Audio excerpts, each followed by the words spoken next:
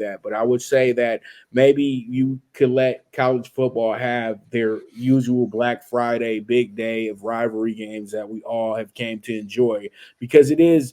You know what? It is rivalry week in the NCAA, and pretty much can the NFL not step on toes for one weekend of their life in fall? Like, just literally, seriously, like it's almost like the kid that is the baby, and you just always have to always have all the attention.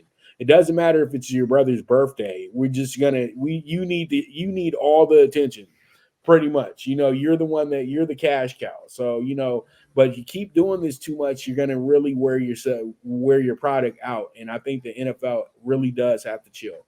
The Black Friday game I don't think it's a good idea. But it's a good match. It's a great rivalry game as well, too. So it's going to be a lot of people complaining about, man, I got to go out and go get some gifts for the family. So, hey, it is what it is. This is going to be a replay game for all of us. So pretty much, but I'm going to be watching because I got to be watching, Jeff. You got to be watching too, so we can be on point. So we just don't be up in here talking nonsense because there's other people that do that, and we ain't those people.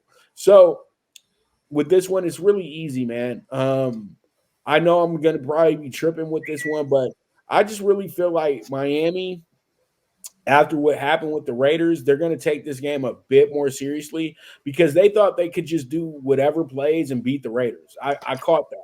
McDaniels did not respect anything the Raiders were bringing to the table. He knew his team was going to be able to beat them.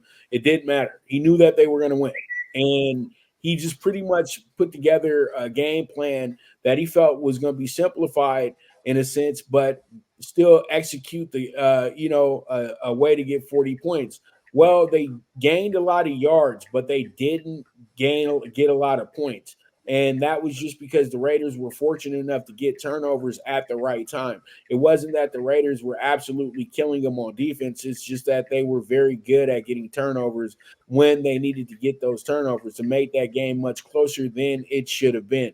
So I truly do feel like this is going to be the game that really breaks the Jets back. And this is going to be the game that they say, okay, Salah, we're good off of you, bro. They're not going to fire him right there on the spot, but they're pretty much going to get prepared to find themselves a new head coach after Miami embarrasses them on Friday. So I'm going to take the 9.5 on Miami. There's not much more to say.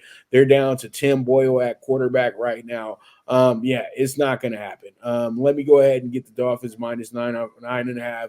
Let's see how it goes. Let's see how it shakes out. I just don't like this defense having to come back around and play a game 4 days later after they just gave up 32 points. So what are your thoughts on this one, Jeff? I had a 42 with a 7.5. It's up to a 10 with a 41. Obviously, Tom Boyle, whatever his name is. Salah has seen enough. I think he might have finally got the memo.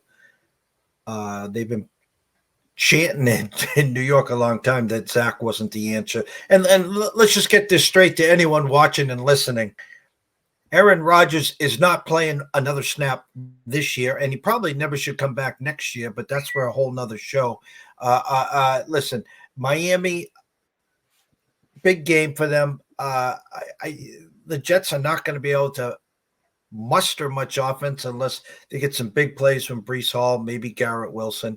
Unfortunately, the Jets season, like the Patriots and a few others in the AFC, is over. Done. See you wouldn't want to be you.